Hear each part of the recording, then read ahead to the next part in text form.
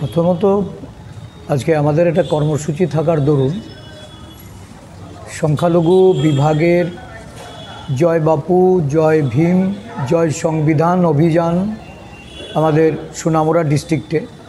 তো সেখান থেকে আমি যতটা বাজেটের উপরে আলোকপাত করতে পেরেছি, আমি আগামী দিন আরও পর্যবেক্ষণ করে হয়তো সার্বিকভাবে বলার সুযোগ হবে। আমি যেটুকু বুঝেছি যে 2025-26 সালে কেন্দ্রীয় বাজেটে ত্রিপুরার জন্য কোনো প্রাবধান নেই, কিছুই রাখা হয়নি।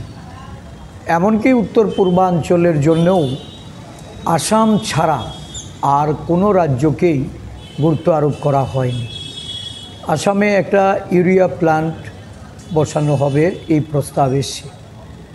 আমাদের রাজ্যেও শিল্প গড়ার জন্য অনেক দিন থেকেই এটা বলা হচ্ছে।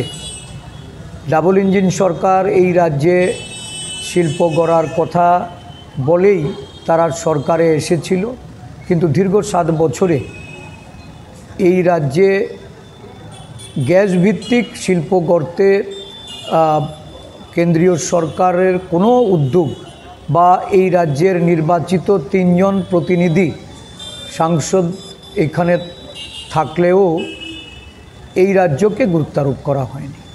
কর্মসংস্থানের সুযোগ সৃষ্টি হতো, এই রাজ্যের অর্থনৈতিক উন্নয়নে গ্যাস ভিত্তিক শিল্প কারখানার মাধ্যমে আমাদের বাণিজ্যিক যে লাভালাভ সেটাও আমরা পেতে পারতাম, কিন্তু কেন্দ্রীয় সরকার ত্রিপুরাকে গুরুত্ব দেয়নি। তো আমরা আরও বিশদভাবে বাজেট পর্যবেক্ষণ করে পরবর্তী সময়ে আমরা রিঅ্যাকশান দেব।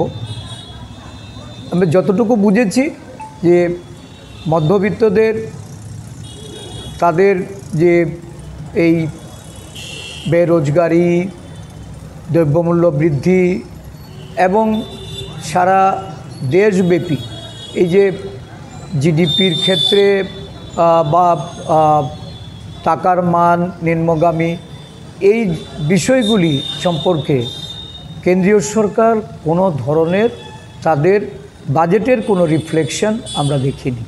কিভাবে দেশের অর্থনৈতিক উন্নয়ন হবে সেটা নিয়েই আজকে আমাদেরকে একটা দুর্ভাবনার মধ্যে ফেলে দিয়েছে।